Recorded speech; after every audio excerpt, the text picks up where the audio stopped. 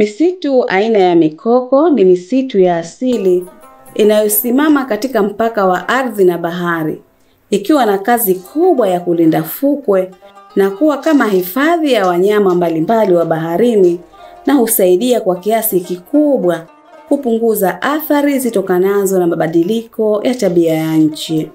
Mikoko ni kundi la kipekee la miti na vichaka vinavyostawi katika maeneo ya pwani yenye maji chumvi na mchanganyiko wa maji ya baridi na ya chumvi. Inapatikana katika maeneo ya ukanda wa bahari.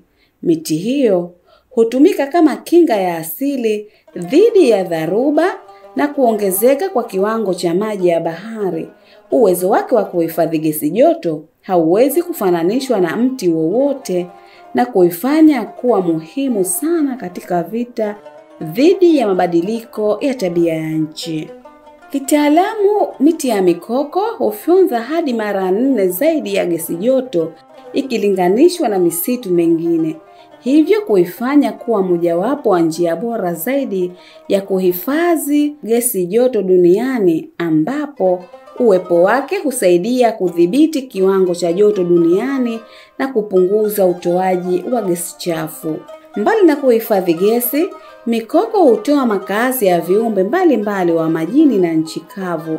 Hutumika kama maeneo ya kuzaliana na kulea samaki aina ya kaa na kasa. Hivyo husaidia uvuvi wa kiasili na kuwawezesha mamilioni ya watu kupata riziki zao. Licha ya umuhimu mkubwa wa miti hiyo, lakini imekuwa ikikatwa kwa kasi kubwa na ya kutisha ili kupisha maendeleo ya miji, ufugaji wa viumbe wa majini na kilimo, ambapo madhara yake ni makubwa mno yanayosababisha athari za mabadiliko ya tabia ya nchi, ikiwemo kuwepo kwa mmomonyoko wa pwani, kupotea kwa baadhi ya wanyama wa baharini, pamoja na kuongezeka kwa utoaji wa gesi hewani. Kitaalamu, mikoko inapoharibiwa, gesi iliyohifadhiwa kwa karne nyingi hutolewa hewani, na hivyo huchangia ongezeko la joto duniani na kupelekea jamii kupoteza kinga yao ya asili dhidi ya mawimbi makubwa na kupanda kwa kiwango cha maji baharini, na kuwa katika hatari kubwa zaidi ya janga yanayosababishwa na tabia ya nchi.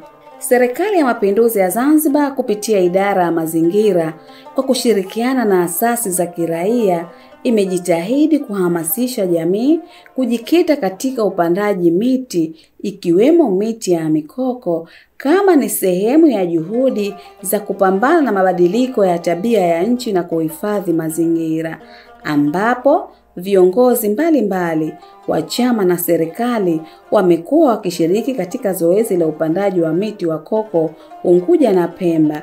Niseme tunachukua nafasi hii, idara ya mazingira, ofisi ya makamu wa kwanza rais, tunatekeleza program inayoitwa program ya kuirishisha Zanzibar ya kijani. Ndani yake sasa mule ndani mna hiyo mikakati ya upandaji miti endelevu, lakini pia kuna matumizi ya nishati safi ya kupikia. Kwa hiyo hapa kwa upande wa wanawake, na tunawahamasisha sasa na wenyewe waweze kupanda miti zaidi kwa upande wa wanawake. Sasa hivi tuna kama vile tulivyosema mwanzo, tunakuwa tuna vikundi, lakini pia tunasema sasa hivi tunataka mafunzo maalum yaende kwa wanawake. Kwa hiyo tunatafuta wanawake, tunawachagua na kuja pale tunawapa mafunzo. Kwa hiyo tunakuwa tunawaambia sasa katika mpango wetu kuna upandaji endelevu wa miti, mpango wa kuirisha Zanzibar ya kijani.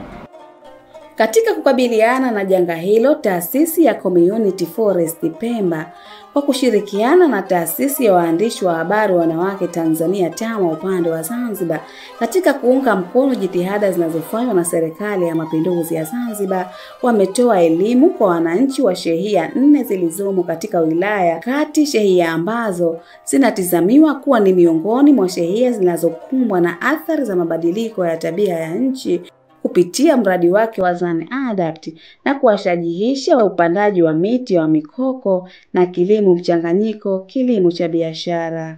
Mpango huu ni kwamba tunaofanya kuhifadhi miti yetu ya mikoko ni jambo ambalo tunalihimiza, kwa sababu miti ya mikoko sasa hivi imo katika hatari kubwa sana ya kuangamia kutokana na watu mbalimbali kushiriki kamilifu katika kuikata miti ya mikoko na matokeo yake kuiacha maeneo mbalimbali ya koko kuwa ni maeneo ya wazi. Mikoko sasa hivi imekuwa ikitumika kwa nafasi kubwa sana katika charcoal making, yani ule upigaji wa tano. Mikoko sasa hivi inatumika vile vile katika swala la wale wa nani hao wanaitwa wakulima wa mani ambao wengi sana nao ni wanawake. Lakini vile vile ni koko inatumika vile vile kwa ajili ya kukata, kwa ajili ya kupata sticks kwa wakulima wa mboga mboga. Sawa, si kitu vibaya. Ikawa tutakuwa na tabia ni kitu kibaya kama tutakuwa na tabia ya kukata tu, lakini bila kuchukua juhudi mahususi za kuweza kurejesha ule uoto wa asili ambao ulikuwepo hapo mwanzo. Kwa sababu kama tutaendelea kukata hii miti, ina maana kwamba itasababisha athari kubwa ya bahari kuja juu. Sasa hivi tunagundua katika maeneo ya Unguja, tunagundua katika maeneo ya Pemba, maeneo mengi sana sasa hivi yanapigwa matuta kuzuia bahari isije juu. Maeneo mbalimbali yanapigwa matuta isiendelee kuingia katika mashamba ya mipunga kuathiri vipando vyao. Lakini ni kwamba mabadiliko ya tabia ya nchi yanakuja siku baada ya siku, hali ya kuwa hayakusemi. Na licha ya wananchi kuhamasika katika jitihada ya upandaji wa mikoko, lakini wanakabiliwa na changamoto kubwa ya ukatwaji wa mikoko ili kupisha shughuli mbalimbali za kiuchumi na za kimaendeleo. Kama wananchi wa shehia ya Unguja Ukoo wanavyoeleza, changamoto hiyo inavyorejesha nyuma jitihada zao kubwa wanazozifanya katika kutunza mazingira yanayowazunguka. Athari imetuathiri sana kwa sababu tunafahamu mambo ya kiserikali inapofanya maendeleo, kwanza tungefuatwa sisi, hata kama ni miche midogo, lakini ilifaa ituwe thamani. Ile thamani ingetuinua kidogo na ingetupa moyo. Lakini tunafanya jambo la kitaifa, mikoko ile haikusaminiwa. Wamepitisha maendeleo, lakini maendeleo hatuyakatai. Maendeleo yanatufaa sote.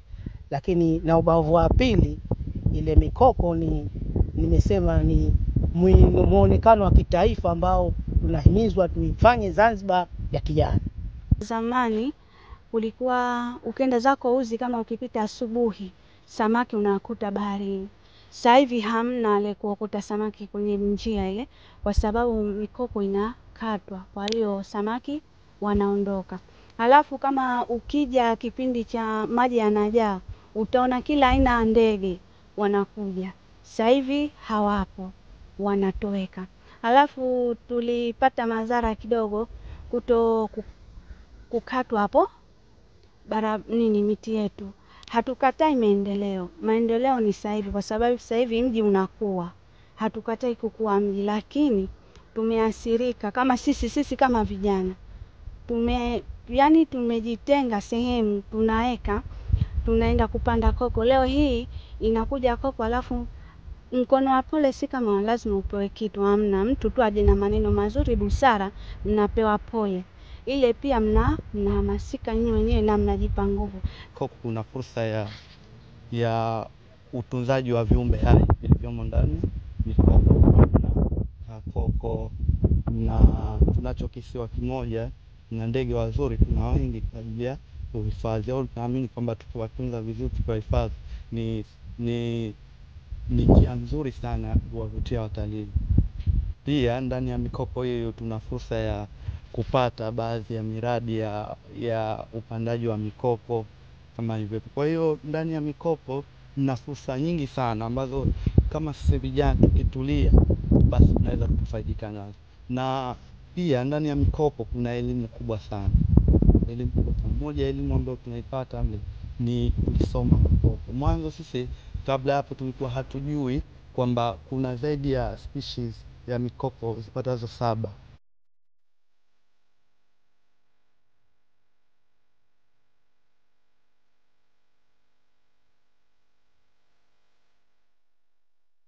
Baada ya kupata maelezo ya kina kutoka kwa wakulima wa vitalu vya mikoko katika shehia ya Unguja Ukoo, tumefunga safari na kumtafuta mkurugenzi wa misitu kutoka Wizara ya Kilimo na Mali ya Asili ili kuzungumzia hili na kulitolea ufafanuzi wa kina. Swala la umuhimu wa mikoko ni mkubwa sana.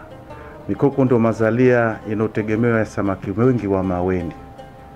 Mazalio yao yako kwenye mikoko, na kutokana na hilo kuna kila haja umuhimu wa kutunza mikoko.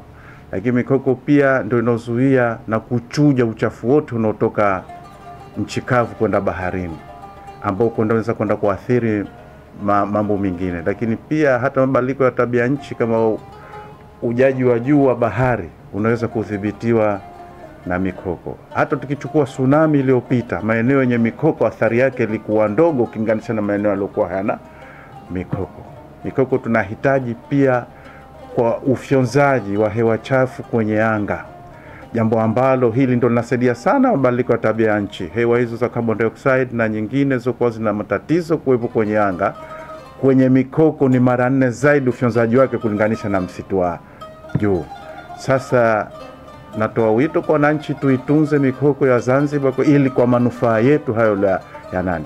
Kuiondoa mikoko ni kujirudisha nyuma kiumaskini, kiuchumi wa mtu mmoja mmoja.